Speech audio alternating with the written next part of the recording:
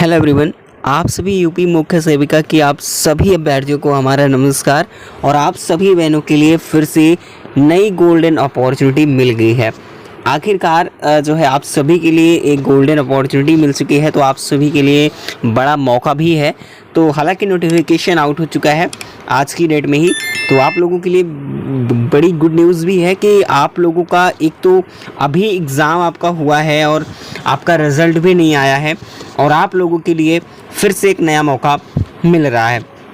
चलिए बात करते हैं, नोटिफिकेशन आउट हो चुकी है, अप्लाई ऑनलाइन कब से स्टार्ट है वो सारी चीज़ें बात करेंगे। और आपका 2022 का जो मुख्य सेविका परीक्षा आपकी 2023 में कंडक्ट हुई है, आखिरकार इसका रिजल्ट कब तक आ रहा है। तो सरकार ने इस टाइम पर लगातार बहुत ही नोटिफिकेशंस आउट कर रहे हैं, चाहे यूपी के जरिए देखो, यूपीपीएससी हो, या फिर इसके अलावा अदर वैकेंसी की बात करें तो इस समय पे लगातार सरकार जो है नई नई भर्तियां आप सभी के लिए निकाल रही हैं, चाहे वो नर्स बहनों के लिए हो या फिर किसी अन्य भर्ती की बात की जाए, सभी के लिए बहुत ही सुनहरा मौका लगातार मिल रहा है।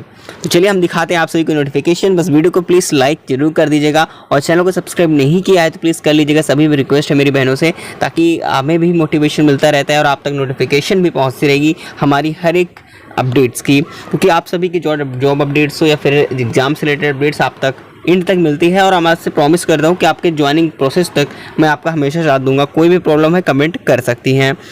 और हाँ, हमारे व्हाट्सएप ग्रुप से ज़रूर ज्वाइन होइएगा, ताकि आप सभी को हम टाइम टू टाइम अपडेट्स भी करते रहें। वहाँ पर रहोगे तो आपको कभी भी कोई काम पड़ता है तो आपको सारी चीज़ें पता चल सकती हैं। और टेलीग्राम चैनल से भी ज्वाइन हो सकते हो, जो कि लिंक डिस्क्रिप्शन बॉक्स में है।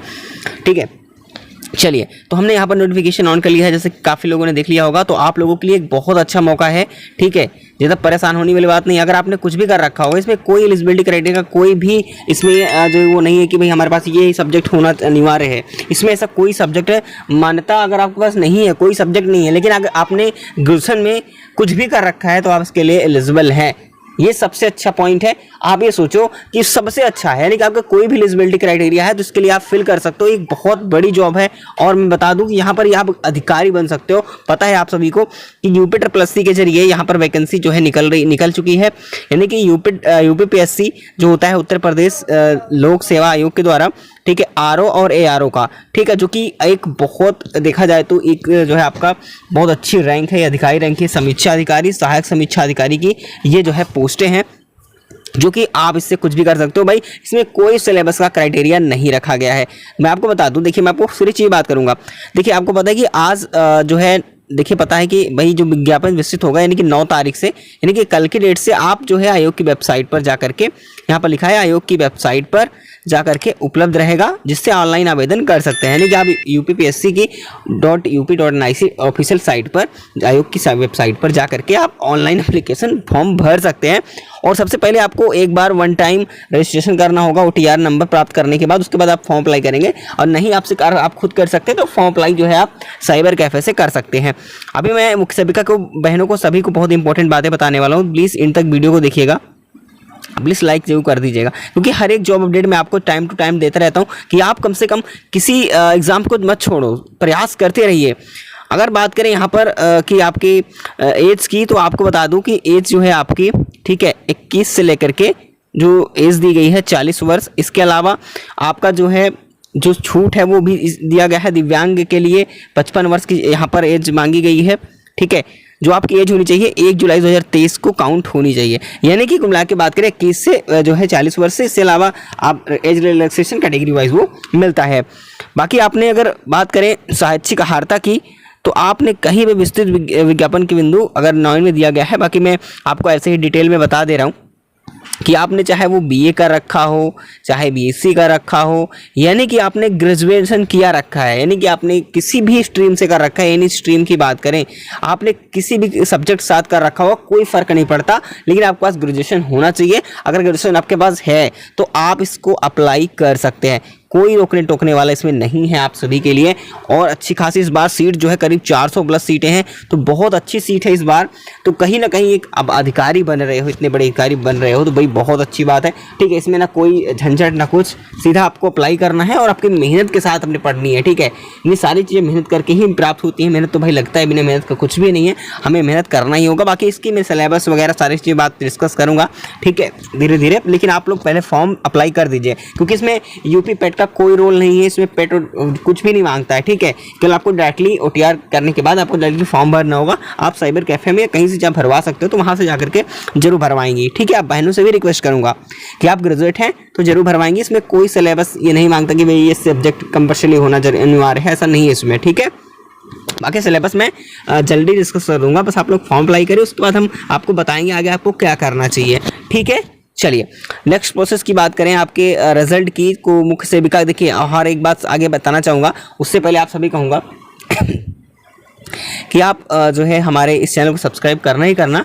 लेकिन अगर आपको साइंस वगैरह, जैसे साइंस है और यूनिवर्स के बारे में स्टडी करना, सारी चीज़ आपको जानना बहुत ही ज़रूरी होता है, तो प्लीज़ हमारे नेक्स्ट चैनल हमारा करण कोरियो के नाम से जो है आपका चैनल हमारा मिल जाएगा, या तो उसका लिंक हमने डिस्क्रिप्शन बॉक्स में भी दे दिया है, अभी मैं चैट बॉक्स में भी प्रोवाइड करा दूंगा। तो कहीं से भी आप जा करके प्लीज़ उसका सपोर्ट जरूर करें, सब्सक्राइब करें, क्योंकि आप लोगों के लिए ही है, बहुत ही इंपॉर्टेंट है। प्लीज़ इतना तो आप कह ही सकती हैं। ठीक है, चलिए देखिए, मैं आपको डेली कहीं ना कहीं जब वैकेंसी निकलती है तो मैं आपको जरूर बताता हूँ कि कम से कम आप लोग एक चक्कर में मत पड़ो, कम से कम नेक्स्ट वैकेंसी की कोशिश करते रहो। तो वैकेंसी आपकी आ चुकी है, ठीक है, जो कि कल से ऑफलाइन ऑनलाइन स्टार्ट है। तो आप फॉर्म भरना बिल्कुल मत भूलना, क्योंकि इसी मंथ में है। ठीक है, ज़्यादा दिन आपको वेट नहीं करना है। और बाकी हम बात करें मुख्य सेविका की रिज़ल्ट की, तो मैं आपको बता दूं मुख्य सेविका रिज़ल्ट कब आएगा। तो देखिए, इसका रिज़ल्ट आपको पता है कि जो आपका रिज़ल्ट है, ये सारी चीज़ें क्लियर हो सकती है बहुत जल्द। लेकिन इसके पहले बताया कि आपका भाई रिवाइज्ड आंसर की आएगा। रिवाइज आंसर की कब कैसे आएगा, क्योंकि आपने ऑब्जेक्शन अभी लेंगे, काफ़ी लोगों ने ऑब्जेक्शन लिया भी नहीं है। तो जैसे ही ऑब्जेक्शन वाला सिस्टम कंप्लीट होता है, इसके बाद आपकी रिवाइज्ड आंसर की प्राप्त होगी, उसके बाद आपका रिजल्ट आ जाएगा। ठीक है, लेकिन मैं आपको पहले से बता रहा हूँ कि आपका जो रिजल्ट है ज़्यादा देर नहीं होगी। रिवाइज जैसे ऑब्जेक्शन कंप्लीट होगा, कुछ दिन बाद आपको देखने को मिल जाएगा रिवाइज रिजल्ट। तो कहीं ना कहीं मैं आपको बता दूँ कि अक्टूबर लास्ट से लेकर के नवंबर फर्स्ट वीक तक आपका जो रिजल्ट है वो अनाउंसमेंट हो जाएगा। ठीक है, तो तब तक आपको पेशेंस रखना ही होगा। ये बात सोचो कि बहुत दिन है, बिल्कुल कुछ भी दिन नहीं है। क्योंकि आप देखो, अगर आप यूपी एनएम में आपने भरा रहा होगा तो आपको पता होगा कि आपने कितना टाइम जो है वेस्ट किया है और कितना आपने प्रयास किया, उसके बाद जा करके अब ज्वाइनिंग हुई है।